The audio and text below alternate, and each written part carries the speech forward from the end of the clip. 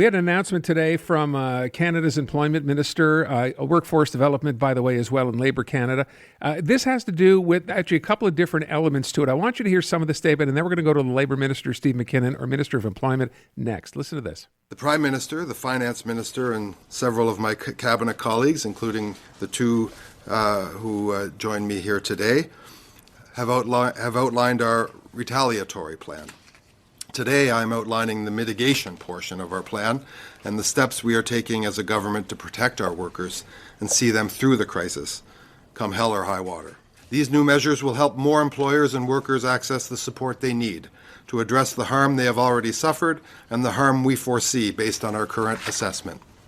These measures will provide stability to our sectors at a time of great unrest and uncertainty. And more than anything else, they will help keep more workers in their jobs, more businesses running, and more factory floors humming. The work-sharing program is not a well-known program, but it is a vital one, and one that has repeatedly proven its utility and value, and one that has been accessed, I must say, more frequently of late. All right, so let's deal with that first. Steve MacKinnon is on the line. Minister, thank you so much for your time this afternoon. Good afternoon, Aaron. Good afternoon. To that work-sharing portion that you were just about to get into, how will that work? So essentially, employers enter into an agreement with the department whereby EI compensates a worker for the loss of hours during a week. So think of two workers or some sort of drop in business that causes an employer to either think of layoffs, but the alternative would be two workers actually share hours, and then both of those workers would receive compensation from the EI fund to compensate for their lost income. What this does is keep employees attached to their employers, so investments in training and other things, and keeps them from going on the EI roll. So it's really a win-win. It's proven its worth over the years, and what we did today is make it accessible to more businesses more often for a longer period of time. You mentioned in the clip we played just before we went to you talked about the damage this has already done. So we're talking about the tariffs here, which now seem to change from day to day. I'm guessing then, given that we're alluding to damage having been done, you've heard from businesses. Can you quantify that damage? Hard to quantify. We did have a very middling jobs report today in Canada. But anecdotally, Aaron, I've been all around the country talking to business owners, talking to workers, being in union halls. And the uncertainty is a major problem. The uncertainty for that business owner who's planning some investments, maybe an expansion, maybe a trade trip or a marketing trip. All of these things are bad. They're bad for Americans, too, I must add to that. This uncertainty is not good for anyone's business and not good for our economy. So we wanted to make sure we put a foundation and a kind of a down payment on our supports for workers and for businesses today, because some important measures were rolled out for small business and exporting businesses as well. So I wonder if you could just, and I know Mary Ng did a lot of the other issues here or dealt with them in terms of, money being rolled out. Can you just summarize those for us if you don't mind? Sure thing. So first of all, the BDC, known to many business people, is putting in place a provision with respect to small businesses, and it offers below market loans to help ensure liquidity, in a pinch, and then kind of parallel programs between Export Development Canada and Farm Credit Canada. Again, to help, number one, discover and build towards new markets in the world, but number two, to really put supports under Canadian businesses who are exposed to trade and make sure that they can ride out any storm that's coming.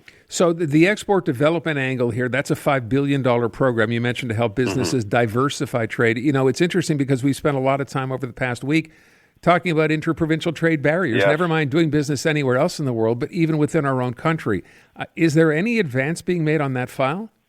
Well, thank you for raising that. Yes, you saw the premiers and the Prime Minister put out a statement, a decision this week that a lot of progress has been made, and they committed to more. I've been personally involved with meeting the ministers responsible for internal trade. The labor market ministers, another very important component of this, Aaron, that we're breaking down those barriers.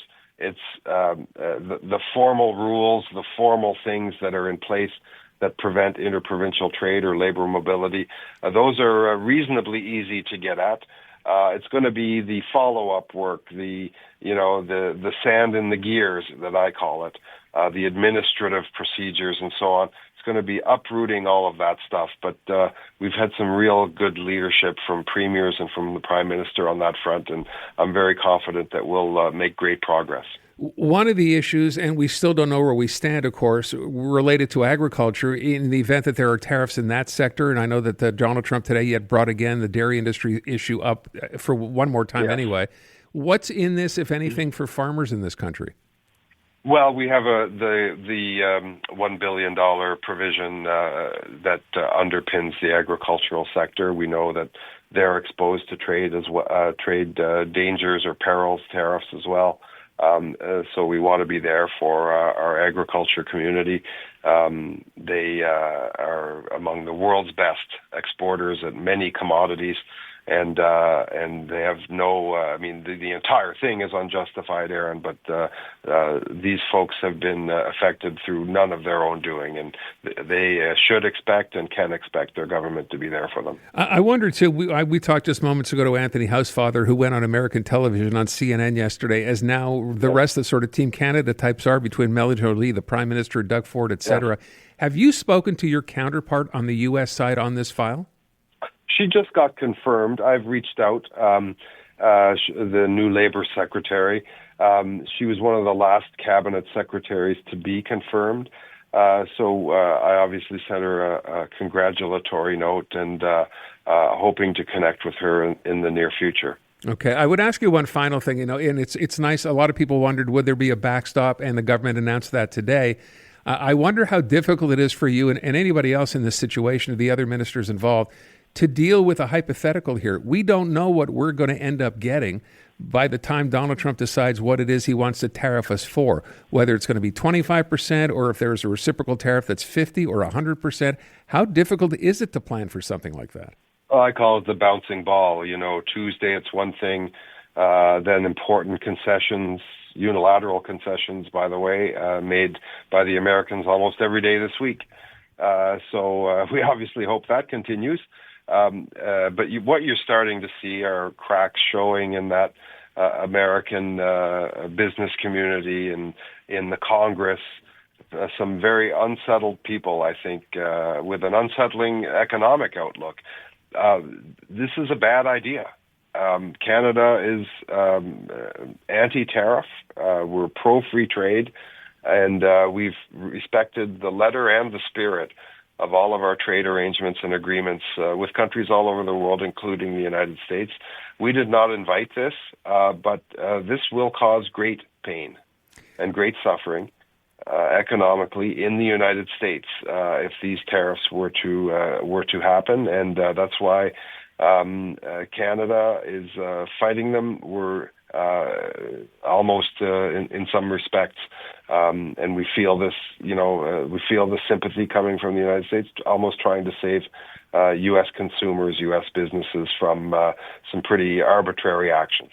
I would ask you one last thing. You used the word unsettled a moment ago, and I can't help it, and I think Canadians are beginning to understand this as well, how unsettled it's going to be come next week when the Liberals have a new leader, when the Prime Minister is no longer the Prime Minister, at least Justin Trudeau won't be, yet he's been the one who's been making headway on this file since the get-go.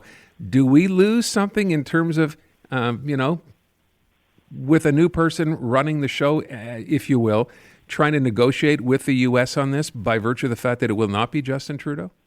Well, we're a team. I'm on that team. Mr. LeBlanc, Madame Joly, many, many others are on that team. So you can expect that team to continue the work. The Prime Minister will be a new Prime Minister. I'm personally supporting Mr. Carney's candidacy and believe that he will win. And you talked about my friend Anthony. I think he's supporting another candidate. So I will, in a very friendly way, submit that I believe Mr. Carney will be sworn in next week as Canada's Prime Minister. And we couldn't really ask for better timing for a man of his stature, of his experience, who's been battle-tested in economic crises and diplomatic crises like Brexit, and with a lifetime of both public service and experience in dealing with this. It's time in this country to pivot to our economic fundamentals. And if that has to happen in a trade war, then so be it. But Mr. Carney is very, very well positioned to help guide us through it. Quite the glowing endorsement. All right. I thank you very much, Mr. MacKinnon. I appreciate your time this afternoon. Thank you, Aaron, and have a good weekend. You too. Minister of Employment Steve MacKinnon on some of the money that will now be available given the tariffs that are now in place.